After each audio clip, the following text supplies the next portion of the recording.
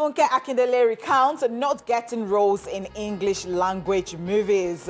Nollywood actress and filmmaker Funke Akindele has come out to talk about her early career struggle in acting and her self-taught journey into the movie production. She made this known during an interview on Arise TV, where she revealed that her journey wasn't always smooth. She said, "When I didn't get roles in English, I got frustrated. So I was on a project with Ayo Adesoya and I told her that I don't have roles, and she said, I'll talk to a producer and I will have you on board for Yoruba movies." As she spoke to the producer and I was invited to come and act in Oshogbo then. She added, "From there, I met with Faithia Balogun, I met Iyabo Ojo, and I told them that I need roles, and Iyabo said, okay, come. She took me to the Odun Fakoko, where you have the Yinka Kotri and Taiwo Hazan. She said, this is my friend, give her a job. However, Funke Akindele wasn't handed a significant role at the time. She talked about how her experience with the Yoruba genre was valuable in teaching her the intricacies of filmmaking. She said, they didn't give me the big role. I actually launched myself with my own production. I wrote it, I produced it, but I learned a lot from the Yoruba movie genre. How to produce, I was always focused on the cameras, how things were being moving up and down. I was always checking the cameras, checking the props, checking everything, asking questions.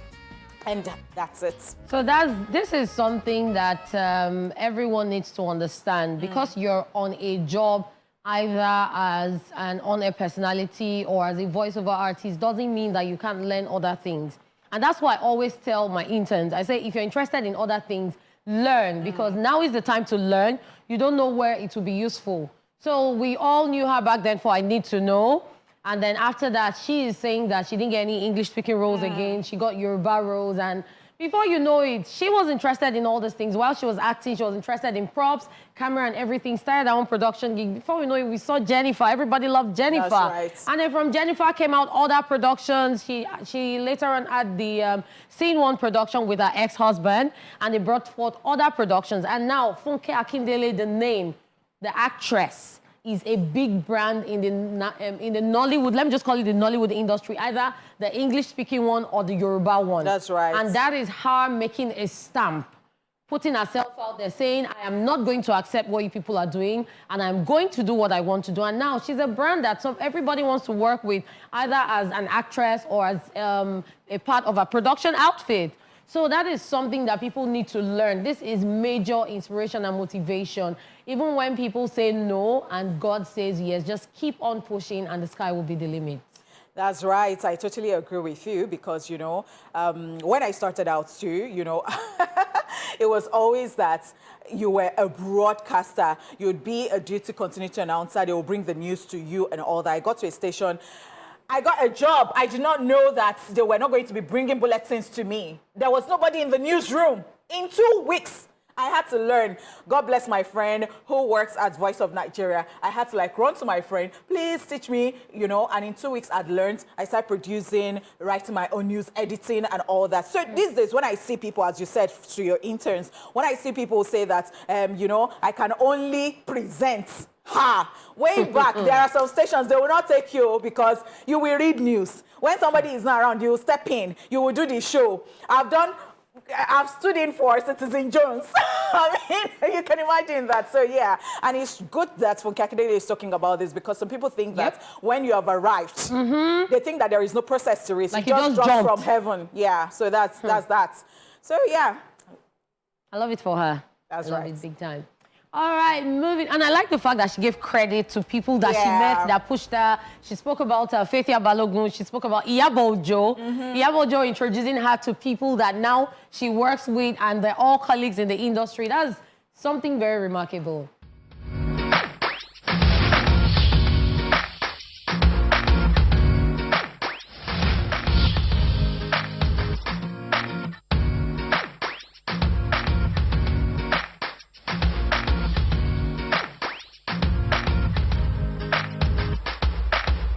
Celine Dion, whose doctor explains what happened to her after she suffered muscle stiffness on camera. Award-winning singer Celine Dion has been living with symptoms of stiff person syndrome for 17 years. A new documentary, I Am Celine Dion, has revealed. Detailing her life with the condition, her physician, Dr. Amanda Piquet, director of the autoimmune neurology program at the University of Colorado School of Medicine and Schutz Medical Campus, revealed what's really going on with the singer when she suffers from the illness. In one scene from the documentary, Celine Dion was having a physical therapy session shortly after viewers see her recording a new song, Love Again. She's going through what appears to be standard exercises with a physical therapist, part of a treatment effort to improve her health and hopefully perform again. Then she starts to experience cramping in one of her legs, and within minutes, her whole body is tensed up to the point where she cannot speak, move, or even change her facial expressions as she winces in pain. As her medical crisis continues, she sheds tears. Her doctors then ask her to squeeze his hand if she can hear him. She remains motionless and curled up, but finds a way to show him that she's aware of what's happening to her. During the scene, Celine Dion receives a benzodiazepam nasal spray. Dr. Amanda Piquet says it's part of a class of depressant drugs that relieve anxiety and reduce muscle spasm. Piquet says that anxiety, that panic, that continued spasm, that was not breaking then very quickly triggered just a complete whole body spasm. It's not a seizure, this is a spasm that is occurring, and patients are aware of what's going on. There's a lot of anxiety, there's a lot of panic, your adrenaline's rushing, and of course, and that is a whole lot to go through. Yeah. I am so sorry about this. I like the fact that she's taking people through this journey, you know, because we really want to see her on her feet as we've been seeing her recently and all of this, because I don't know. And she described the spasm. She said it's like everything just coming together, like everything closing in. You know, not just imagine it. You don't even want to go near it. You don't even want it to ever happen to you. So now there's no point imagining it, because now we've seen it in the documentary and it is absolutely scary. Like, I was really, really scared, but until the point where I saw her get the nasal spray and then where she stood up and was smiling, I was like, what? Like, she can't even move herself. They're moving her. She's trying to talk. She can't talk. She can't move her face. See, she's twitching. She can't even smile. Her hand, everything is just stuck. Feels like she can't do anything. It's just a whole lot. I just wish her the best, and I hope she gets well pretty soon. And like you said, we would love to see her on the stage very soon.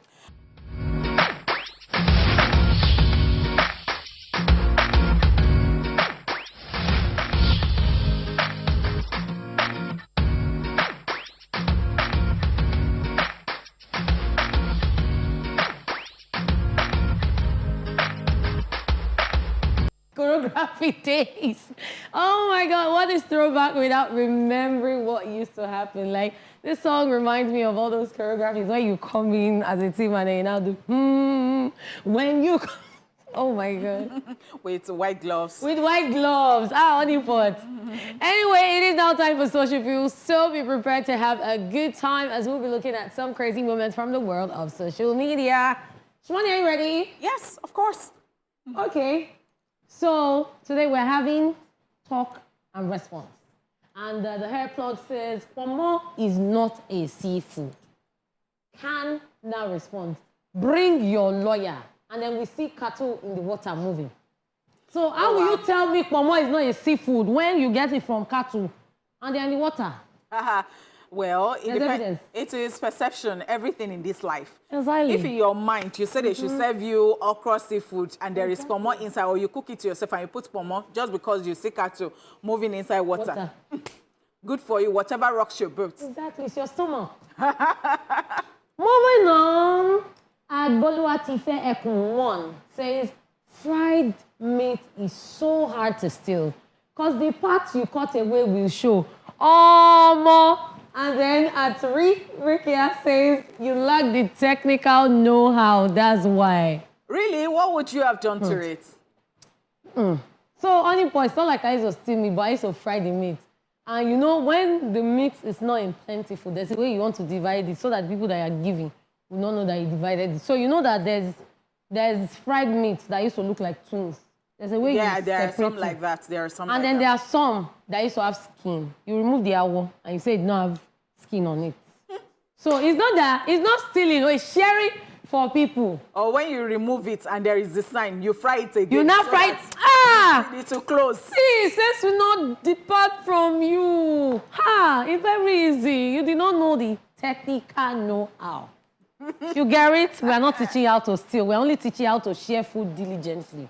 Don't say we didn't. I don't even want to go into that story of fried meat. Because I know somebody that, I used to know someone that anytime they wanted, because the person would always just go and steal the meat. So they already knew. So anytime they fry the meat, they will give it to. So when you don't want somebody to steal your stuff, and you know the thief. As your friend, just give. Just hand it over to the person to keep for you. And to be complete. That's why they say use thief to catch thief. Let's move on to the next one. At its nemesis, you have 500K. Listen to the question. You have 500K. Your ex really needs 100K. And your girl also needs 200K. How much do you have? Kachi, who doesn't care about anybody, responding 500K and unread messages. Okay, so he's not even ready to give anybody. He's not. Whether you are the girlfriend or the guy. ex. So please, I beg. So 500,000 naira. And you know what? I'm not reading the messages. Or even when you have read the messages, you did not just see it at the end of the day. Some people will read it from notification bar, but they will not open it. You get. They will not open it. And then there are some apps and some phones that there's a way you can hold it and you will swipe and quickly read everything and cover it back to not show that you read it. So that person that have been messaging actually is reading your message. Some of them are reading it. It does not tell you. Let's move on. At Tony Amy says, if you leave the country, who will fix it? We need all hands on deck. And then she gets a response from Kachi once again, who says, Joe Boy is already on deck, no stressors. Not Joe Boy that is always singing, Joe Boy on deck. Joe Boy on deck. I went to, music listening party of Joe Boy, and Joe Boy said that one of his favorite things to do, if he was not a musician, would actually be a travel blogger. So I don't think that you should go and rest on Joe Boy, because this Joe Boy that is on deck now, he will just leave you people. You just travel. So you people, you're on your own. Let's just take this last one before we go. And at Manjari_ says, if the study of fish is fishery, what is the study of hen? Leo now responds with a no smiley face and a picture of Thierry Henry. So he says that the study of hen is Henry. And as you all know, Henry is currently one of the managers of the France under-21 national team. And he used to play for Arsenal. So that's like... So, yeah. That's, it's so his name, exactly. Yeah, so he's the study of Henry. Did he enter? He did not enter. He did not enter, please. All the people that used to do all these things, where they used to find them? It's people like J. Paul, dry joke. Say the study of fishery, study of hen. Study of woman. Can kill you with dry jokes. See. Oh my God. Honeypot, on that note, before we go on and we start cracking dry jokes, that's all we have from the world of social media today on Social View, my people. We'll be back shortly with today's Daily Top 5. You don't want to miss it, guys.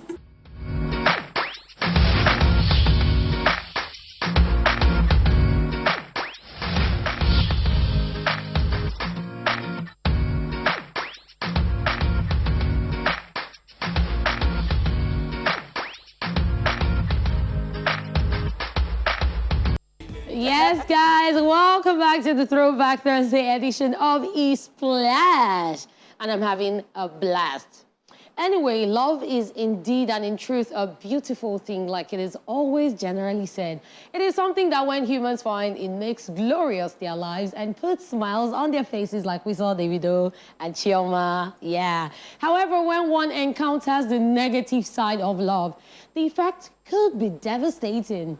A lot of Nigerian artists in the past and present generations have helped to compose and release songs that could easily help people through these moments, making you understand that you're not alone in such situations. Today, we've compiled some throwback Nigerian heartbreak songs for you to reminisce to.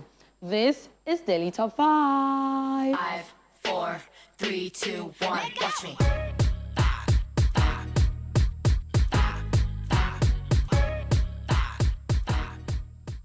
All right, the first one we're talking about is Daria Talade, Not the Girl. This song talks about a sudden change in attitude of someone's partner. The lyrics are centered on betrayal and infidelity, and also how one should quickly move on from a partner who acts as a traitor, who is not respectable, and above all, who is dishonest. Not the Girl was huge when it dropped, and it was always on the lips of every music person, making it a certified hit. Who else is like me? Somebody who just, you know, you somehow you just know these lyrics to the songs, but you don't even want to sing the songs because if your relationship is going on smoothly, you don't want to say because you like one song, you're now singing it and it's like you're now prophesying negative stuff. Now we get relationship, they fear. You get. Especially when your relationship is sweet. All right, now let's get to the next one. We're talking about Asha Bimbanke. When we talk of this most insightful music writers in the history of Nigerian music, Asha's name definitely will pop up as she proves her musical artistry and phenomenal writing skills on Bimbanke, a song that is highly emotional and composed towards the direction of the pain encountered from the crumbles of a relationship. Asha, vocal powerhouse. Beautiful. So yes. Somehow I have numbed everything and thinking that, you know what, I'm just singing it for singing's sake. Wahala. Nothing bad will happen. You know they touch you, Love. All right, the next one we're talking about is Plantation Boys, You and I. The trio of two Baba, Blackface, and FaZe poured their heart out on this song as they recount the emotional trauma they experienced as a result of heartbreak. The song is on the group's 2000 album titled Body and Soul, and it was a successful record during that era. It was highly emotional that it would almost make you shed tears when listening. This one is still subtle. Yeah, very subtle. It's still like hopeful. Like it's still hopeful that something can still happen. You can come back. We're meant to be. Interesting.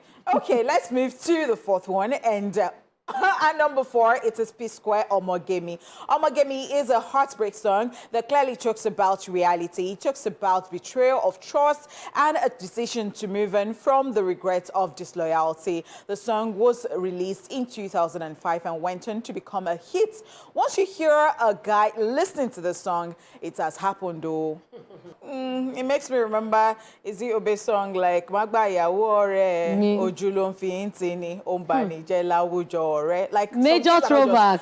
Major throwback, because you know there are some things that are not good. I just feel like there are 1,001 people in this world, a lot of people. So people are finished, girls are finished. It is now remaining your best friend's girlfriend or boyfriend that they are still seeing. Wahala. Don't do it at all. All right, the last one we have for you is Genie Ego. Definitely one of the most popular heartbreak songs ever released in the history of Nigerian music. Ego is a song that emits pain from the experience of relationship heartbreak, sung by a true music professional who understands the rudiments of music. This right here became an instant hit when it was released in 2006. Oh, wow. Heartbreak songs, hit songs. Wow, okay.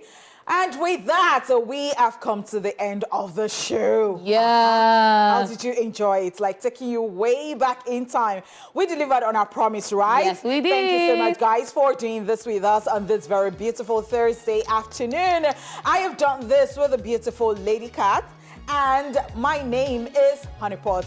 Of course, our weekend started. Whether you like, say Thursday is now your beginning of Kini, but our own weekend has started. Perception is everything, as I said earlier. All right, now we'll catch you tomorrow.